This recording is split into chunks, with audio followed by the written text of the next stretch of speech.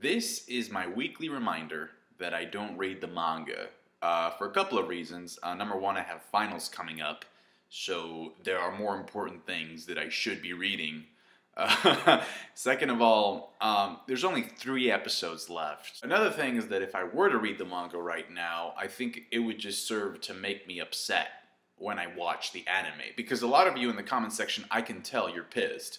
So going to read something that is going to make me pissed while I watch the anime doesn't make a lot of sense. I mean, I will read the manga eventually, just not right now. I do have a question for you guys that read the manga.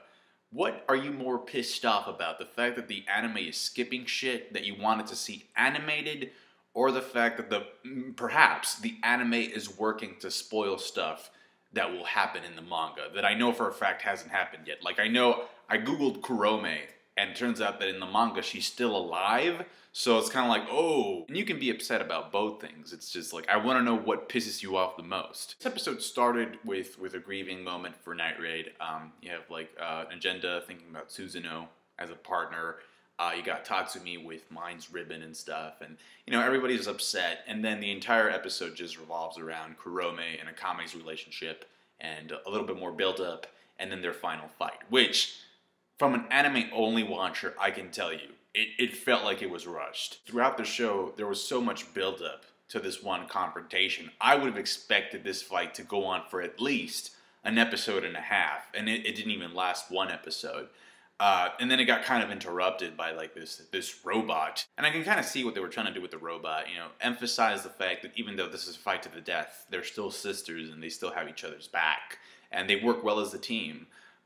You know, if nothing else, they save each other, or at least, you know, Akame saves Kurome to make sure that she has the end that she always wanted, which is, you know, the death at the hands of her sister. One of the things that really, like, it was kind of weird to me was that they didn't show Akame trying to convince Kurome to join Night Raid. That to me was just a fundamental thing that needed to be in that flashback, because they just talk about it. They're just like, oh, you didn't want to leave because you, like, I wanted to stay with my friend, so I couldn't leave. But they just mention it. You know, the fact that Kurome was so happy to be back together with her sister because they were separated, because they were in different squads, you know, I would assume that would have created some inner conflict within her.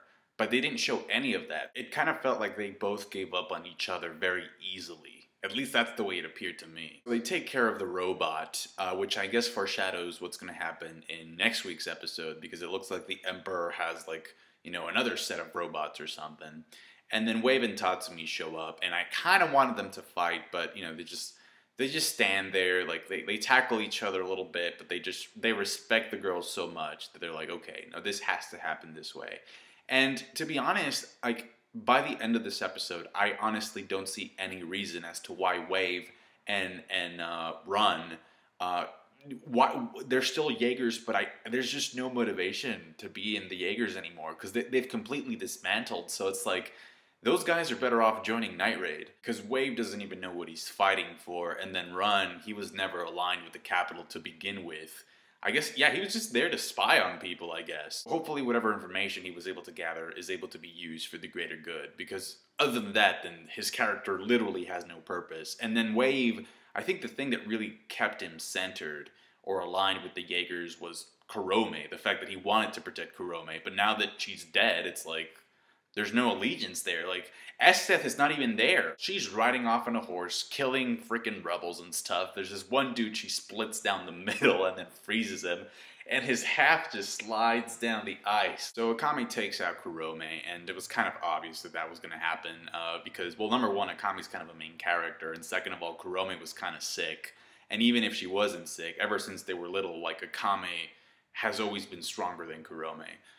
So that happened. It wasn't really that much of a shock. And there's like some romantic subtext between Kurome and Wave, and then a little bit of a romantic subtext between Akame and Tatsumi, which I noticed from the beginning of the show. So when Tatsumi and Mind got together, I was like, I wonder how Akame feels about this. The thing that I really liked about this episode is that I think for the very first time ever, Akame is finally in a very emotionally vulnerable state, and she just breaks down and she just starts crying. Well, not even crying, she's screaming, she's yelling, in Tatsumi's arms because she just can't take it anymore.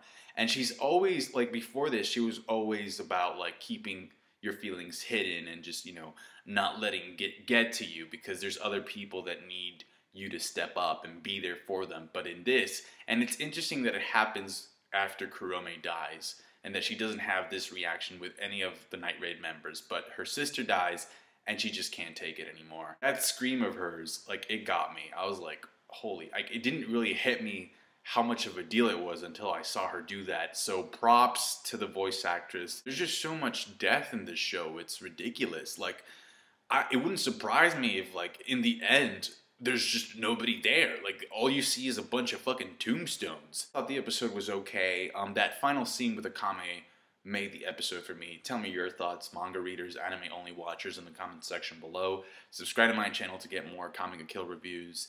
And like the video if you did. I appreciate that. Thanks, guys. Bye.